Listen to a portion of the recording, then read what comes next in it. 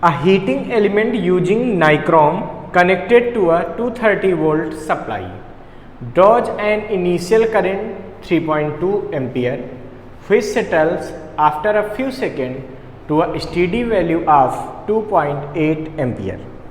What is the steady temperature of the heating element if the room temperature is 27.0 degrees Celsius and the temperature coefficient of resistance of nichrome is 1.7 into 10 to the power minus 4 per degree Celsius. तो देखिए बच्चों, यहाँ पे हमको दिया है कि एक नाइक्रोम का वायर है, उसको 230 वोल्ट की सप्लाई से जोड़ते हैं। तो एक वायर है, किसका वायर है? यह है नाइक्रोम का, ठीक है। और इसको कनेक्ट कर दिया है 230 वोल्ट की सप्लाई से, है ना।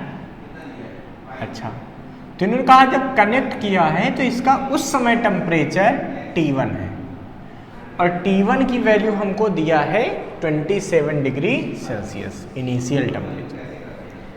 और कह रहे इस समय उसमें जो करंट फ्लो होती है वो कितनी फ्लो होती है? वो शुरुआत में करंट फ्लो होती है 3.2 एम्पियर, ठीक है। सिंपल सी बात, इस समय नाइक्रोम का कुछ रेजिस्टेंस होगा, उसको आप मान लीजिए कि R1 रेजिस्टेंस। अच्छा, अब इन्होंने कहा after some time the steady current becomes 2.8 ampere. Steady current 2.8 ampere हो गई, इसका क्या मतलब है भैया? हुआ ये होगा कि जैसे जैसे करंट फ्लो होगी, करंट के फ्लो होने से क्या होगा? ये वायर गर्म होगा। जब ये गर्म होगा तो इसका टेम्परेचर बढ़ जाएगा। अब मान लीजिए फाइनल टेम्परेचर इसका T2 हो गया। अब जब टेम्परेचर बढ़ता है तो हमको पता है ना, रेजिस्टेंस भी बढ़ता है, तो इसका रेजिस्टेंस बढ़ गया होगा। तो अभी भी सप्लाई तो 230 वोल्ट ही है, लेकिन अब इसमें जो करंट फ्लो हो रही है वो कितनी हो चुकी है? वो हो चुकी है 2.8 एम्पियर। अच्छा, इसका मतलब क्या हुआ? करंट कम हो गई। क्यों? क्योंकि रेजिस्टेंस बढ़ गया होगा, ठीक है। तो हमसे ये कह रहे हैं कि वो फाइनल टेम्परेचर क्या है जिस समय इतनी करंट फ्लो हो रही होगी, स्टेडी करंट, उस समय का टेम्परेचर क्या है, ठीक है। यानी कि हमको इनिशियल टेम्परेचर दिया है 27 डिग्री सेल्सियस और फाइनल वाला टेम्परेचर निकालना है। देखो बच्चों, करंट और वोल्टेज दोनों केस में दिया है, तो दोनों केस में आप रेजिस्टेंस फाइंड कर सकते हैं। मतलब आप इनिशियल रेजिस्टेंस निकाल सकते हैं, आप फाइनल रेजिस्टेंस निकाल सकते हैं। उसके बाद में आप दोनों रेजिस्टेंस की हेल्प से जो टेम्परेचर कोफिशिएंट ऑफ रेजिस्टेंस दिया अल्फा, इसकी हेल्प से आप फाइनल टेम्परेचर भी निकाल सकते हैं। तो सबसे पहला काम होगा, हम फर्स्ट वाला रेजिस्टेंस निकालेंगे कि R1 कितना है भाई? Initial resistance R1। तो R1 है हमारे पास भाई, क्या होता है? V/I1, वोल्टेज अपान करंट। तो वोल्टेज है 230 और करंट है 3.2। अगर इसको आप सॉल्व करेंगे तो सबसे पहले आपको मिलेगा ये 71.875 ओम। तो इनिशियल रेजिस्टेंस होगा 71.875 ओम। अच्छा, फाइनल रेजिस्टेंस क्या आएगा? सोचो, ये तो इनिशियल रेजिस्टेंस आया, फाइनल रेजिस्टेंस क्या बनेगा भाई इसका? R2 is equal to V/I2। V कितना है? 230।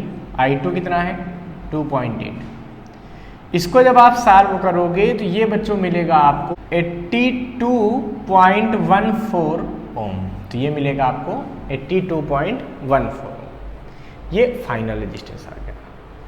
अब दोनों रेजिस्टेंस का अल्फा के साथ क्या रिलेशन होता है सोचो।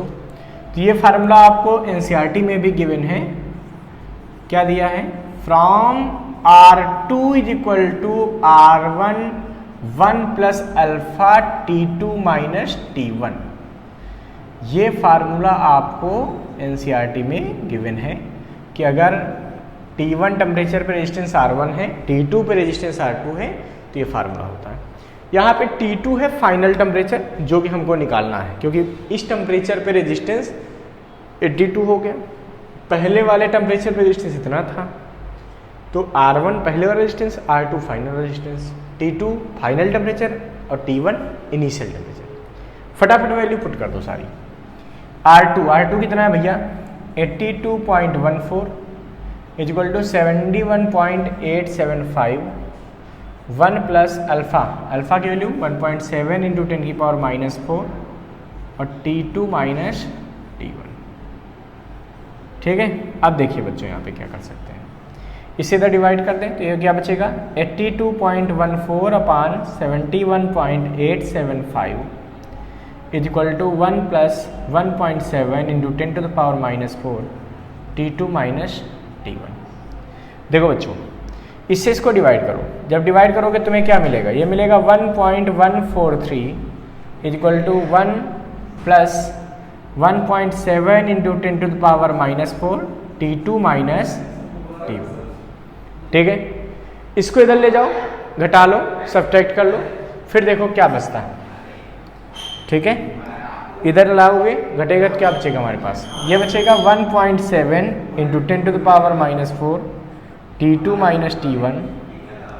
देखो ये बचा, ये 1 इधर जाएगा, सब्ट्रैक्ट हो जाएगा तो क्या बचेगा 1.143 minus 1, 1.7 into 10 to the power -4 T2 minus T1 is equal to, इधर क्या बचेगा 0.143। अच्छा, अब क्या करेंगे, इधर डिवाइड कर देंगे तो भाई T2 माइनस T1 क्या आएगा बताओ जरा, T2 माइनस T1 आएगा बच्चों, इसको उधर ले जाओगे तो क्या बचेगा 0.143 अपान 1.7 10 की power -4।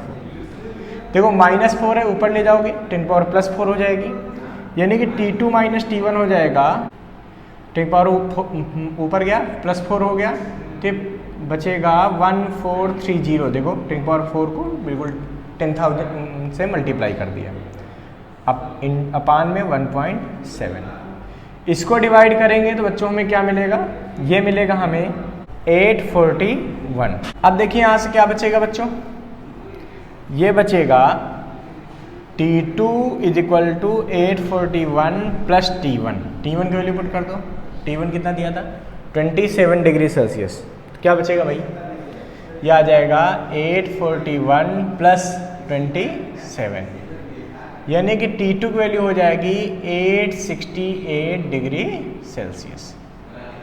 So the final temperature will be 868 degree Celsius. तो जो फिलामेंट है नाइक्रोम का, उसका जो फाइनल टेम्परेचर आएगा वो कितना आएगा 868 डिग्री सेल्सियस। इसको फटाफट नोट कर लीजिए बच्चों।